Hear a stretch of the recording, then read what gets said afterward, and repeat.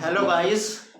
Direct and indirect की इस series में आपने मेरी इससे पहले वाली वीडियो में असर्टिव और इंट्रोगेटिव को कैसे इनडायरेक्ट में बदला जाता है वो आपने जाना।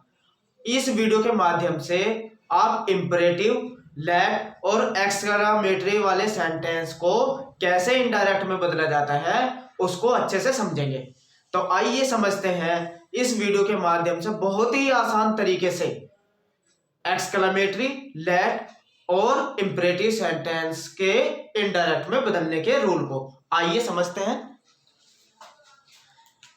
तो देखिए यहां मैंने एक सेंटेंस लिखा, my mother said don't go there as it is dark now. ये इंपरेटिव सेंटेंस है जो कि डोंट से शुरू हो रहा है।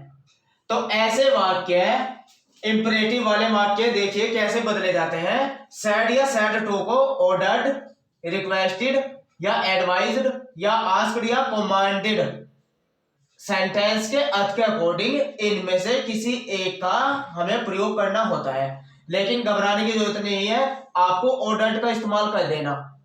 और इसके बाद जो भी इन्वर्टेड कॉमाज होता है उसको हटाकर हम टू कंजक्शन का प्रयोग करते हैं। लेकिन अगर आपका सेंटेंस इंपरेटिव वाला डोंट या डू नॉट से शुरू होता है तो टू से पहले नोट का इस्तेमाल कर देते हैं। जो टू कंजक्शन होता है उससे पहले क्या लगा देते हैं? नोट। तो आइए बनाते हैं इस सेंटेंस को। माई मदर सैड का में कन्वर्ट हो जाएगा ऑर्डर्ड, ORDERED। ऑर्डर्ड लगा सकते हैं या एडवाइज्ड भी लगा सकते हैं। ऑर्डर्ड अगर इसमें ऑब्जेक्ट नहीं दिया तो अपने पास से आप मे भी लिख सकते हैं। मे नोट टू, देखिए डू नोट वाले में टू से पहले मैंने नोट लगा दिया तो डोंट हट गया और इसकी जगह क्या लगाया है? टू कंजक्शन से पहले नोट का इस्तेमाल कर दिया। To go there as it, इसकी जगह क्या आ जाएगा? वाज। टेंस तो बदलेगा। डार्क नाउ को काय में चेंज कर देते हैं? देन में। Full stop. तो इस तरीके से आपने देखा इंपरेटिव सेंटेंस अगर डू नॉट से शुरू होता है तो उसको किस तरीके से बदला जाता है। आइए नीचे के एक एग्जांपल से और समझते हैं। I said please don't smoke here. अब आप ये देखिए, ये सेंटेंस प्लीज से शुरुआत कर रहा है। इंपरेटिव सेंटेंस है। इंपरेटिव सेंटेंस की जो पहचान होती है वो यही होती है जिसमें कि सलाह दी जाती है या आज्ञा दी जाती है या रिक्वेस्ट, प्रार्थना की जाती है। तो ये सेंटेंस इंपरेटिव सेंटेंस कहलाते हैं। तो आइए इसको भी अच्छे से समझते हैं। आई सैड का प्लीज से अगर आपका सेंटेंस शुरू होता है तो वो रिक्वेस्टेड से बनाया जाता है। तो सैड का क्या हो जाएगा? Requested, REQUESTED, requested. और अगर नहीं दिया तो हिम या हर लगा देते हैं। तो आई रिक्वेस्टेड हिम। और कौन सा कंजक्शन से जुड़ रहे हैं? टू से। इंपरेटिव सेंटेंस टू कंजक्शन से जुड़ता है। डोंट भी आया है तो टू से पहले हम किसका इस्तेमाल करेंगे? नोट का, क्योंकि इसमें डोंट आया हुआ है। Note to smoke. हेयर का क्या हो जाएगा? देयर। हेयर का क्या हो जाता है? देयर हो जाता है। तो जिसमें भी डोंट आता है तो टू कंजक्शन से पहले नोट का प्रयोग कर देते हैं। आइए तीसरे सेंटेंस को देखते हैं। देखिए ये भी प्लीज से शुरुआत कर रहा है और क्या कह रहा है? He said to his friend please lend me your book. तो आइए देखते हैं सेड टू काय में चेंज हो जाएगा? रिक्वेस्टेड में। तो देखिए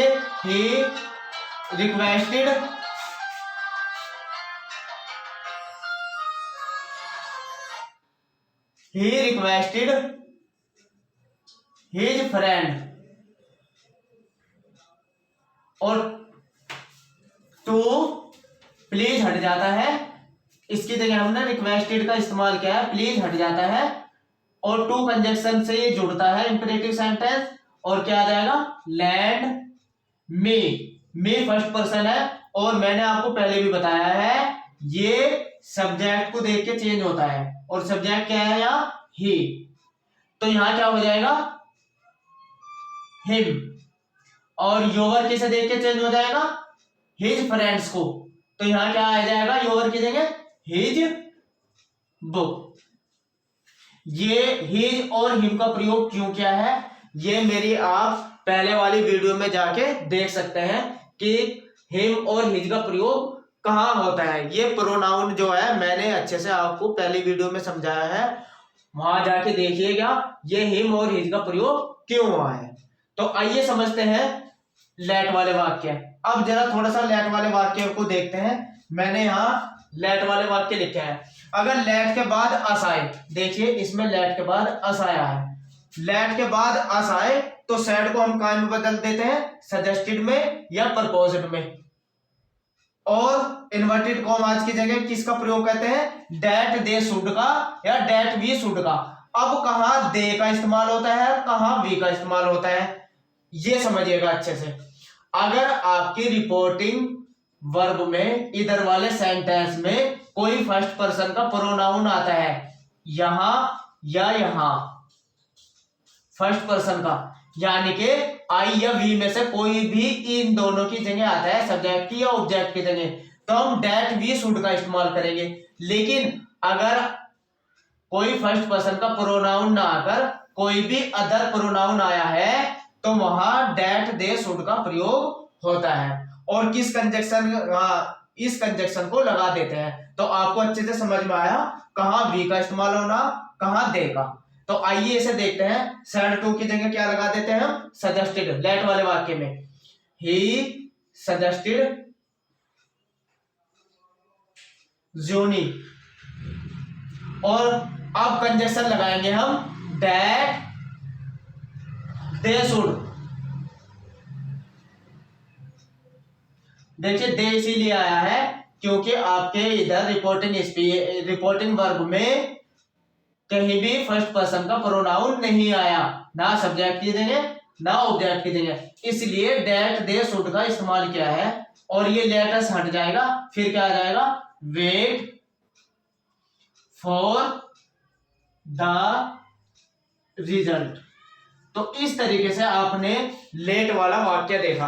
अगर लेट के बाद अस आता है तो उसको इस तरीके से चेंज कर देते हैं। लेकिन अगर लेट के बाद अस के स्थान पर कोई अन्य प्रोनाउन आए, देखिए यहां लेट के बाद क्या आ रहा, मी, अगर कोई अन्य प्रोनाउन आए तब क्या करना है, सैड को काय में बदल देते हैं, ऑर्डर्ड में या रिक्वेस्टेड में या एडवाइज्ड में। और अब किस कंजक्शन का प्रयोग करते हैं, टू का। ये ध्यान देने की बात है, यहां किसका इस्तेमाल होता है, टू का। तो आइए बदलते हैं इसको, the student ordered the teacher. तो सैड टू की जगह क्या आ जाएगा, ऑर्डर्ड। अब यहां क्या लगेगा, टू, और अब ये लेट का लेट ही रहेगा, लेट मी का में बदल जाएगा हिम में, लेट हिम गो। अच्छा एक बात को ध्यान देने की बात है, अगर यहां सर आ जाए, अगर यहां कोई सर आ जाए, प्रार्थना की जा रही है, तो आप ऑर्डर्ड की जगह रिक्वेस्टेड भी लगा सकते हैं, REQUESTED। तो आपको फिर क्या लगाना है, रिक्वेस्टेड। तो ऑर्डर्ड को हटा देना है, उसकी जगह क्या लगा देना है, रिक्वेस्टेड। और अगर ये सर ना होता तो ऑर्डर्ड भी चल जाता।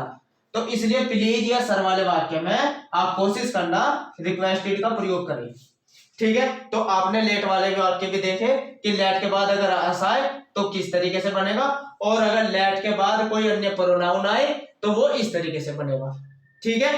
तो आइए देखते हैं अब एक्सक्लेमेटरी वाले सेंटेंस को। एक्सक्लेमेटरी सेंटेंस की पहचान होती है इस विस्मयबोधक चिन्ह के द्वारा।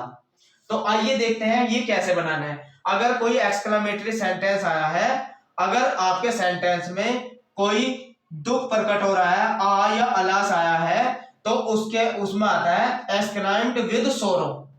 लेकिन अगर खुशी प्रकट होती है जैसे हुर्रे, तो वहां सोरो की जगह क्या लगा देते हैं, जॉय। और अगर कोई सरप्राइज वाला सेंटेंस आता है तो फिर सोरो और जॉय के स्थान पर क्या लगा देते हैं, सरप्राइज। याद रखना, अभी बना के दिखाएंगे। और अगर वेल डन या ब्रो आए तो फिर हम एक्सक्लाइम्ड का प्रयोग करते हैं, ना कि एक्सक्लाइम्ड विद सोरो का। ओनली क्या लगाते हैं, एक्सक्लाइम्ड। और अगर कांग्रेचुलेशन आ जाए आपके सेंटेंस में, कांग्रेचुलेशन आया है, तो फिर यहां आएगा कांग्रेचुलेटेड सेइंग। फिर हमें प्रयोग करना होता है कांग्रेचुलेटेड सेई का। और किस कंजक्शन का प्रयोग करना कहते हैं, डेट का।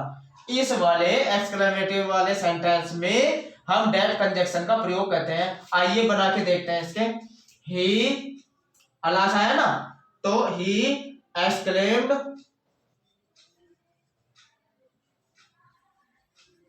विद, दुख हो रहा है तो सोरो,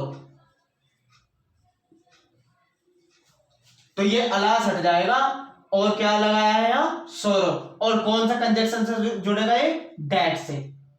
डेट कंजक्शन से ये जुड़ जाता है। अब यहाँ फर्स्ट पर्सन का प्रोनाउन आया है आई। आई कैसे देख के चेंज हो जाएगा, रिपोर्टिंग वर्ब के सब्जेक्ट को। तो यहाँ क्या आया है, ही। तो आई की जगह आ जाएगा ही और एम का हो जाएगा वाज। टेंस तो चेंज होता ही है। रोन्ड और फुल स्टॉप, जिसमें बोधक चिन्ह हट जाता है, फुल स्टॉप लग जाता है। तो इस तरीके से। लेकिन अगर आपका सेंटेंस व्हाट या हाउ से शुरू होने वाला है, यानी कि देखिए आपको इसमें हाउ आया है, तो सैड जो होता है ना, सैड को हम चेंज कर देते हैं एक्सक्लाइम्ड में। एक्सक्लेम्ड में इसको चेंज कर देते हैं। और हाउ या व्हाट के स्थान पर वेरी शब्द आ जाता है। कौन सा आता है, वेरी। तो आइए देखते हैं इसको। राम एक्सक्लेम्ड डेट कंजक्शन से जुड़ेगा, डेट। आई किसे देख के चेंज हो जाएगा, डेट के बाद हमेशा सब्जेक्ट लगाना है। डेट कंजक्शन के बाद क्या लगेगा, सब्जेक्ट। तो आई फिर किसे देख के चेंज हो जाएगा, राम को। तो यहां क्या आ जाएगा, ही। ठीक है, ही वाज, एम का क्या हो जाएगा, वाज। और हाउ की जगह अब क्या आएगा, वेरी क्लेवर, CLEVER, क्लेवर। तो सेंटेंस आपका ऐसे ही बनेगा, पहले सब्जेक्ट, फिर हेल्पिंग वर्ब, फिर एडवर्ब और फिर ऑब्जेक्ट। इस तरीके से आपने देखा कि उस जो एक्सक्लेम्ड सेंटेंस होते हैं वे असर्टिव सेंटेंस में बदले जाते हैं। तो आपने तीनों के बारे में जाना, इंपरेटिव, लेट और एक्सक्लेमेटरी सेंटेंस के बारे में। इस तरीके से मेरी 5 वीडियो में डायरेक्ट से इनडायरेक्ट बनाने की सीरीज आज यही समाप्त होती है। इसके बाद मैं आपको सिंथेसिस और पार्ट ऑफ स्पीच की सीरीज में लेके चलूंगा, तो आपको अच्छे से समझ में आया होगा। एक बार इस नियम को देख लीजिएगा। और मेरी पहली वीडियो से लेके 5 वीडियो डायरेक्ट इनडायरेक्ट की है, उन 5 को अच्छे से देखना और नोट्स तैयार करना, तो आपके अच्छे से समझ में आ जाएंगे डायरेक्ट से इनडायरेक्ट को कैसे बदला जाता है 5 सेंटेंस में। बाय, फिर मिलते हैं।